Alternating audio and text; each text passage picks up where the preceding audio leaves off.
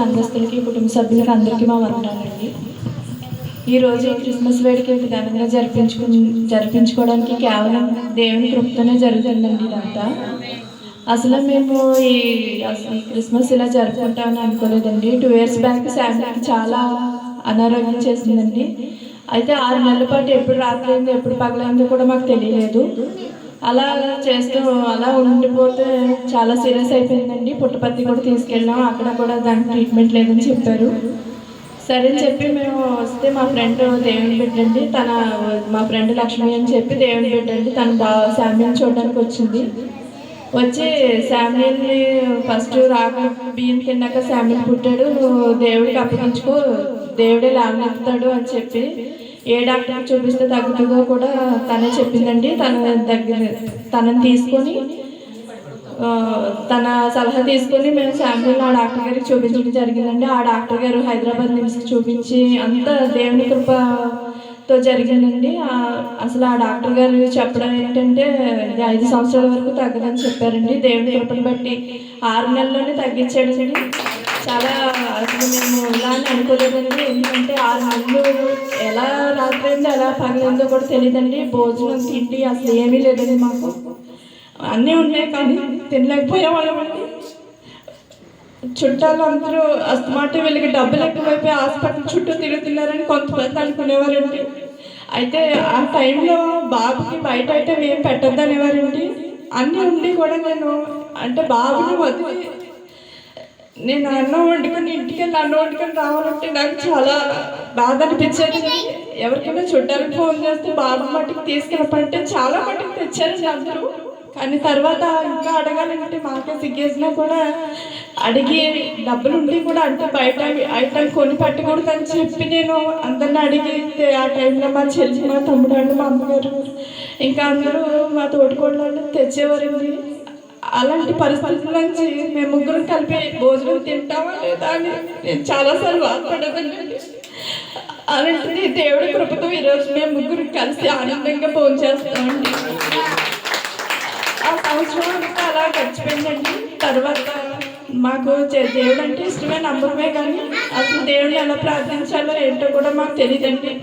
ఆ దేవుడి ఇష్టం అస్తమాట ఏసై అనుకుంటూ ప్రార్థించేవాళ్ళు అండి. అలా జరుగుతుండగా దీవెన గారు ఇలా మా పాస్టర్ గారు ఉన్నారు, ఆయన చర్చికి రండి అని చెప్పేసి మాకు చెప్పారండి. ఒకసారి ఆయనతో ప్రార్థన చేయించుకుంటే ఫ్యామిలీ పూర్తిగా తగ్గిపోతుంది అని చెప్పారు.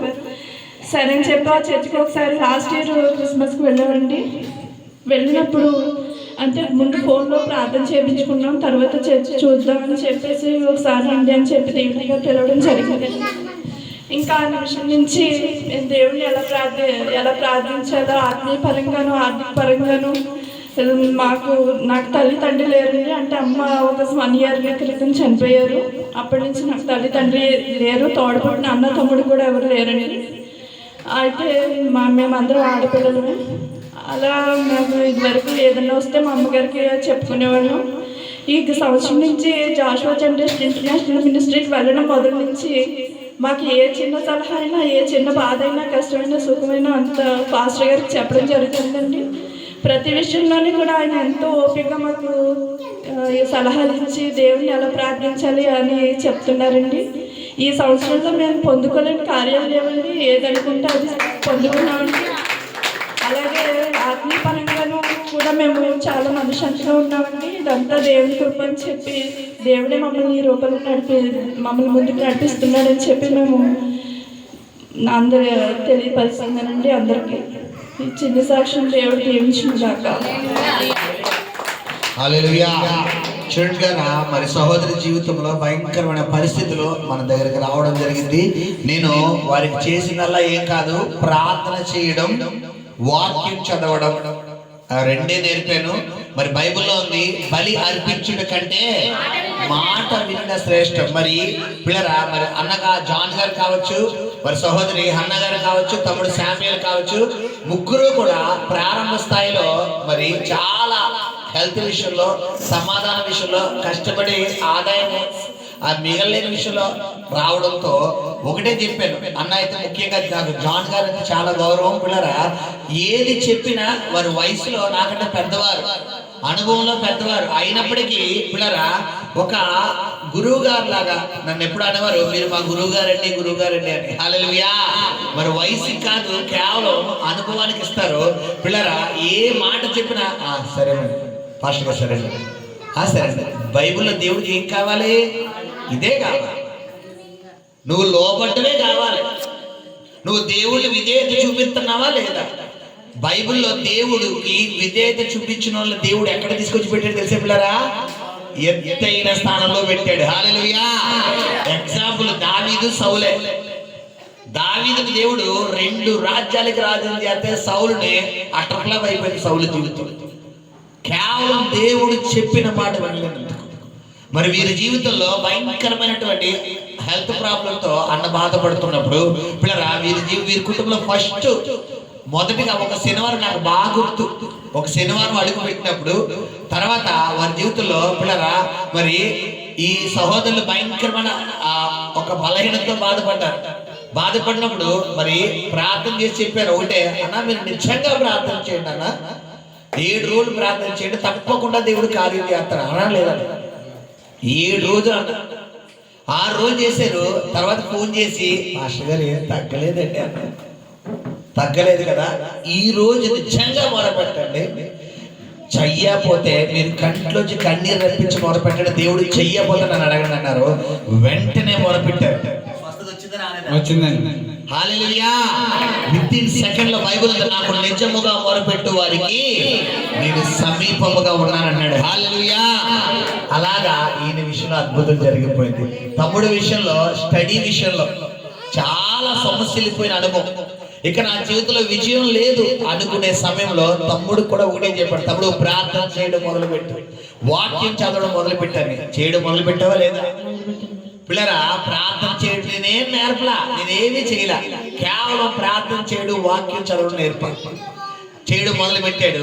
మరి ఎంత కృప అంటే ఇప్పుడు తమ్ముడికి దేవుడు కళలు కూడా దేవుడు ఇస్తున్నాడు, మంచి ఆకల దర్శనాలు ఇస్తున్నాడు పిల్లరా, మంచి బాప్తిసం నుంచి మంచి దర్శనాలు ఇస్తున్నాడు. హల్లెలూయా. మరి అక్క విషయంలో అయితే చెప్పక్కర్లేదు పిల్లరా. చాలా మంది అన్ని బాగుంటాయి కానీ పిల్లరా దేవుడి దగ్గర దేవుడికి ఇచ్చే విషయంలో వెనకడుగు.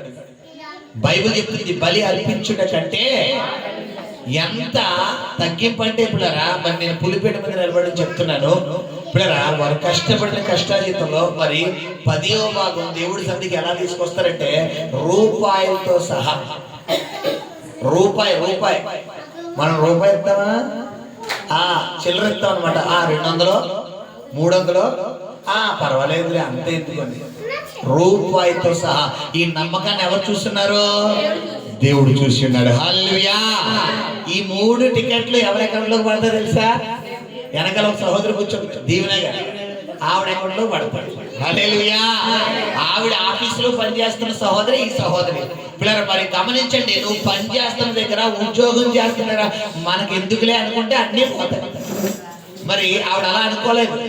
ఈవిడ కన్నీటిని, వీడి బాధ చూసి ఒక్కసారి మా సంఘానికి రా, మా పాస్టర్ గారికి చెప్తాను, తప్పకుండా అద్భుతం చేస్తాను, అలా సువార్త చేసింది. అబ్బా దిగునమ్మా, నువ్వు బలవంతంగా రప్పించావమ్మా, ఒక్క మాట చెప్పింది అంతే ఆమె. వెంటనే ఇంత అలా చెప్తున్నారు కదా, ఎందుకు రాకూడదని. హల్లెలూయా. ఈ రోజు కుటుంబం అంతా క్రిస్మస్ చేసుకునే స్టేజ్ లో దేవుడు తీసుకొచ్చాడు. హల్లెలూయా. ఈ రోజు వీరి సాక్ష్యమే నీకు ఒక వెలుగు. ఈ సాక్ష్యం అనే వెలుగులో నువ్వు కూడా వెలిగించబడు. త్వరలో నీ జీవితంలో కూడా ఎలాంటి క్రిస్మస్ నువ్వు చేసుకోబోతున్నావు. దేవుడు దీవించును గాక.